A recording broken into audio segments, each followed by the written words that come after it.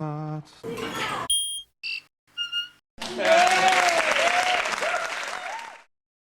here to share a little bit of my story, I guess my journey with I Quit Sugar.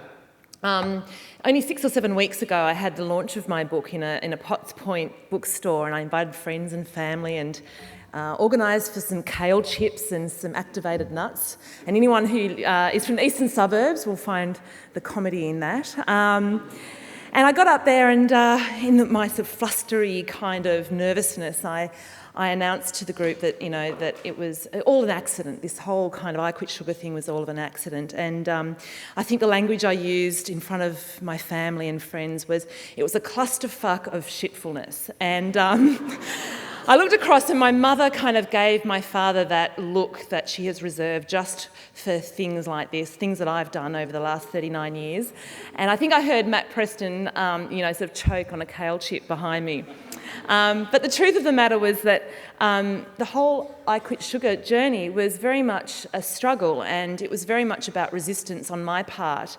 It was not a strategic journey at all.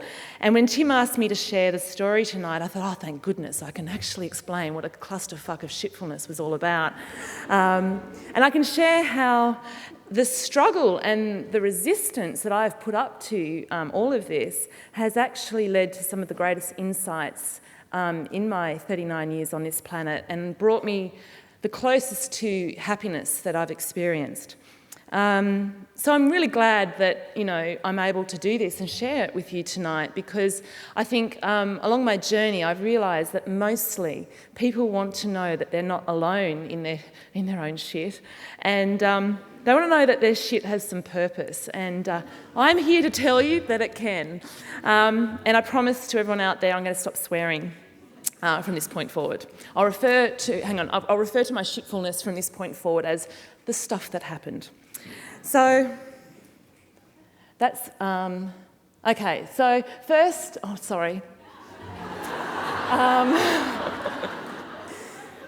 right, so my first instance of stuff happening to me was, as Tim alluded to earlier, I got quite sick 4 or 5 years ago.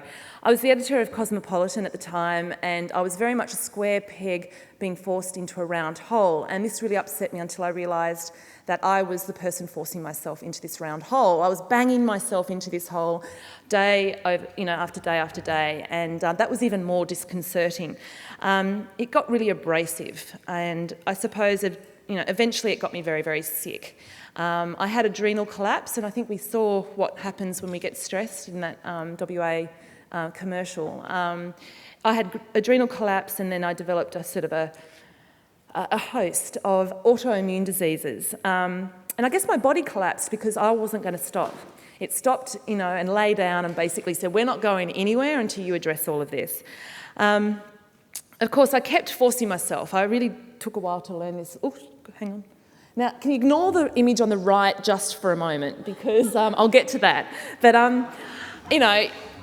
my body collapsed in a heap, and that was around about the time that I met Tim. I wasn't willing to learn my lesson, so I decided to become the host of MasterChef. And I love that picture, actually, because it really sums up my time there. I kind of was on the outskirts. There were 3 portly men and this girl that kind of floated in and out every now and then. I'm sure most of you remember MasterChef, but you probably don't quite remember that there was a female host in the first series, but there I was. I remember being there, definitely. Anyway, after the first series, I decided I was once again a square peg in a round hole, and I could not do this anymore. And it was a memorable moment, wasn't it, Tim, when I imploded? A lot of people think I make very rational decisions, and wow, you make these great decisions to leave things. Well, no, they're usually implosions, and on this occasion, it was definitely an implosion. And I won't share the details, but I then decided to pack everything in and go overseas, and I had an opportunity. My first book deal was to write the biography of a porn star, and if I thought that I'd been cheating myself at Cosmo, I just didn't get the message. Anyway, I spent 3 months living with a porn star between LA and New York, and I was an extra in a wonderful film called A Latin Affair. That's it there. And 3 months into this ordeal, the porn star decided she wasn't going to quit quit porn and enter politics. Seriously, that was the brief. She was going to enter politics. She decided to stick with porn, at which point I decided I'd implode again. So I was forcing myself. While I was in America, I decided to approach Oprah magazine with this great idea. I thought, well, I'll go around the world investigating wellness ideas and get paid for it. And they took me up on it. They decided to give me a contract. And while I was there, the Lehman Brothers thing happened and media went into a sort of free fall and my contract got cancelled. So that was one of the first of the 20, whatever it was, you remember better than me. There was a lot of jobs that I got turned down from. So I came home and, during this time, as Tim mentioned, there was a car stolen. I had phones disconnected over and over. I had 3 accidents involving my leg. I split my knee open twice. I was on crutches twice in that period, and I still wasn't getting the message. There was something going on here. So instead, I decided to climb Machu Picchu. And I actually don't remember much of that trip. It's documented because I wrote a story for Gourmet Traveller about it. And I climbed the mountain, and then I had real difficulties getting back down because my health had suffered so terribly. So yes, a number of lessons. And around about this time, I was, sort of visiting Tim on and off and learning how to meditate. And he sat me down once and tried to point out some of the lessons, the things that were going on. And he said to me, "Sarah, you need to get your grubby mitts off life. Just let go, get your grubby mitts off it." And he's said it to me many times, I think, over the sort of 4 or 5 years we've known each other. But what came out of all of this is that it forced me to go online. I was out of work for sort of 9 months, and for some months I was unable to leave the house, unable to work, unable to walk, and things just fell apart. But it forced me to work online, and I guess that was the first gift of a few to come out of my stuff that happened. After this, for some reason, I got approached by Sunday Life to write a column, and so my Oprah column became my Sunday Life column, and one week I was stuck for a topic to write about, and I decided to quit sugar. I thought, well, I've been told by a number of doctors and specialists that I needed to quit sugar for my autoimmune disease. I've been resisting it. And I thought here was a good excuse to give it a go. And there's nothing like a deadline to make you do something. So again, out of, I guess, a whole range of calamities, 2 things. I was forced to work online, and I was almost forced into quitting sugar. And, even though these were 2 things I wasn't really expecting to do, they happened at an amazing time. And it started to occur to me that something was starting to flow. Something was coming together here. But I decided to get my grubby mitts all over it again. And another implosion later, I find myself putting on my fisherman pants and getting out of the city and racking off to Byron Bay, because that's what you do when you're a bit lost and confused and you've got your grubby mitts on things. So I went and lived in an army hut on 7 acres of forest, to really get away from it all. And that was where I worked each day. It looks very idyllic, and trust me, I managed to make it not very idyllic. So for 9 months I toiled away at a book about myself. I'd been commissioned, this is book number 2 by the way, and one of the publishers is in the room this evening, so she's probably laughing at this. But 9 months I toiled away at this book. I got 60,000 words in.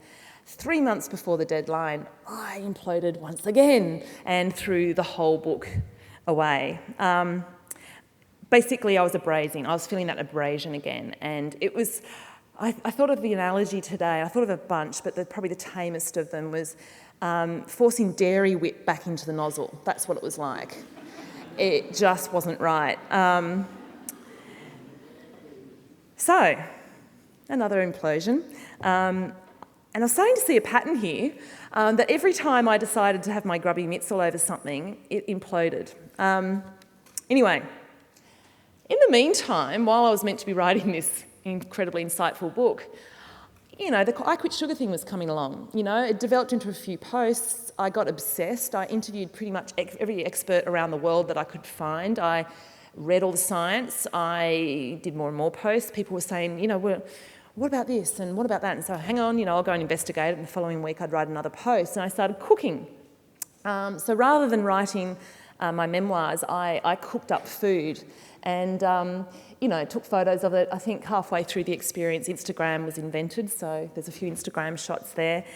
So had a few people say to me, well, listen, how did you quit sugar? How do you do it? I then decided I'd put together what I'd done based on all my sort of personal experience into an ebook. And I thought I'll sell a couple hundred to the people who've been asking for it. And I charged it at a cost that I thought would, cover my costs. And anyway, it sold and it sold and it sold. And then people were asking me, well, what do you cook? And I realised after a while I had 108 recipes that I'd sort of put together, and I put that into a cookbook, my second ebook. And this, mind you, was only, gosh, Jo, how long ago was that one? Middle of last year. It was July last year, so it was all quite recent. Anyway, they kept selling, and I sort of realised, and in fact that figure about 70,000 people was before I launched the hard copy book, so I think that's probably doubled now, or at least people are sort of probably halfway through my program. So I guess, at the end of last year, Pam McMillan approached me and said, well, we might put your two ebooks together into a hard copy book. And I was kind of like really feeling a bit of resistance here. And I was feeling resistance the whole way along, I've got to say. I was feeling very self-conscious. I thought, well, I'm not an expert in all of this. I was also feeling self-conscious about the fact that really I have no idea what I'm on about most of the time, I feel most days like a fraud, and I feel very self-conscious also about walking down the street. I have days where my health isn't very good. I don't look like a good beacon of sugar-free living. And that will be the day that I run into the person in the supermarket who wants to cling to me and tell me all about their illness or their problems, and invariably I cry with them, and I kind of, I struggled, I guess, with this whole process. And when I was approached about it becoming a hard copy book, I guess it tipped me even that little bit further. So, what do you reckon I did? I took off again. My CV, I was starting to really worry about my CV at this stage. So as my book was being put together by a team of people, I sort of handed it over to my publisher Ingrid and my beautiful assistant Jo to sort of take care of it. I took off once again. I packed my 2 suitcases into one suitcase, which I then packed into that one Byron Bay bag, which you can see in the top left-hand corner. Took off to Iceland and hiked some ice. And anyway, the bloody book followed me. It chased me across the world because we needed a new cover and we needed some new inset shots, and could you actually come up with another 20 recipes? So my 20 recipes were developed in Greece, and that was where I developed my 20 recipes on a very remote island where people live the longest in the world. So it's a beautiful island to be in. The beautiful photographer who photographed my books, Maria, who I met really only just over a year ago, and she just said, if you're doing a book, I'm photographing it, and you're not paying me for it, I just want to do it because I believe in you. Eventually I did pay her, but she was really willing to do it for free. She decided to fly to me, and so there we are in Copenhagen. I bought a new dress and a new pair of shoes. I needed to have a new outfit, and we hired a rickshaw, and we rode around Copenhagen finding food and locations, and pretty much most of the book is shot in one day riding around on a rickshaw. And the various people you see in the book who look like my friends are random, handsome Scandinavian men who I accosted in markets and said, could you pretend to be my friend while we sit here casually eating some activated nuts? And in fact, the shot, which is the cover shot on the bottom right-hand corner, that was done, using a whole lot of borrowed food, and it was in an alleyway in the middle of Copenhagen, and we just thought, oh, look, that'll work. We're really glad it did. So, yeah, as you can see, not particularly well planned. But I guess somewhere between, Greece and Provence, which, by the way, I then split my knee open for a third time in Provence as I was heading off for a mountain bike ride. I took that as just an accident. It wasn't any message I had to learn on this particular occasion. But I decided to break all of this down, and I wanted to have a look at, I'm not going to have to use this word again, I had to look at what the shitfulness meant. And I realised that it was actually moments where I was hanging on really tightly. So I had this white-knuckled, sort of grip. I had my grubby mitts on it, and it was very much a white-knuckled grip on things. And I was holding on too hard, the pressure built up, and an explosion would happen. And when that happened, after I'd had time to sort of, recover from the explosion, what would happen is the flow of life would then come gushing in. And what I realised is that it's kind of like being on a river, and what I was trying to do was pile up a whole heap of logs and steer the river in the direction I thought. So I was building up these embankments in the middle of, of rivers, piling them all up and hanging onto them for dear life. And eventually the pressure behind would build up, and then all of a sudden there'd be this almighty explosion, and logs would be thrown to pieces. I'd be thrown onto the bank. And then life, flowed on as it needed to. It took its natural course. This is not random, and it's not, karma, and it's not anything particularly woo-woo. This is straight up physics, I was blocking the flow of my own life. And so what I've interpreted as sort of some gifts or some opportunities that have come out of my struggle are actually just, moments where I've allowed life to flow in. And, I said this at the launch of my book, that sometimes life just finds you. And in the case of, this whole I Quit Sugar journey, it's been very much the case. I kind of make some analogies with my meditation practice as well. And Tim's heard me say this on many occasions, and many of you are, I've probably meditated with some of you in the room from time to time. And I say this often. I've been meditating for, more than 4 years, and I am the worst meditator, I guarantee, in this room. It's kind of like, have you ever microwaved popcorn in a paper bag and it's just this exploding, jerking bag of stuff? That's what my experience is. And I actually jerk and twitch the whole way through my meditation. It's really not pretty at all. But I stick with it. And what I've realised is this struggle, this popcorn in a bag kind of struggle that I have, is actually what matters to me. Every day, morning and night, I sit down and go through the process of witnessing it and going, hey, Sarah, that's what you do. You struggle, and that's just what I do. And I've found a kind of nice place for that, because there's no point practicing, meditation for me is practicing for real life, you know what I mean? It's 20 minutes of practicing and getting to the kind of space that you want to then carry on into the rest of your life. That's how I see it. I don't really take it too much further into transcending. I'm several lifetimes off that, trust me. But, and this is a conversation I had with the Dalai Lama once, in all seriousness, that, he actually said, well, what's the point of practicing in a sort of an environment of sereneness? Because life isn't serene. You might as well try to find your sereneness amongst the shit, you know what I mean? Like, you might as well find sereneness amongst the struggle. It's like a grid of sand. It's the grid of sand, the irritation that occurs when this grid of sand rolls around. That's what becomes the pearl. I've got lots of metaphors. I think of high jumpers. Like high jumpers, before they can glide and fly through the air, they need friction. They need a rough surface to kind of ricochet off. And anyway, this all goes through my head like popcorn in a paper bag in a microwave.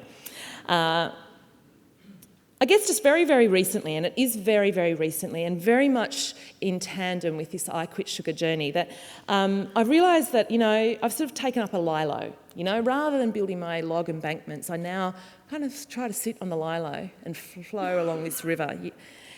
Every now and then I grab a log and try to kind of get some security in it all, and it explodes pretty much instantly without the huge drama as it used to in the past. And I've realised that what I'm doing now is kind of my dharma. And Tim, you read out that blog post. It was very much going on for me this week, that this is just what I do. And I'm trying to come to terms with that, I suppose.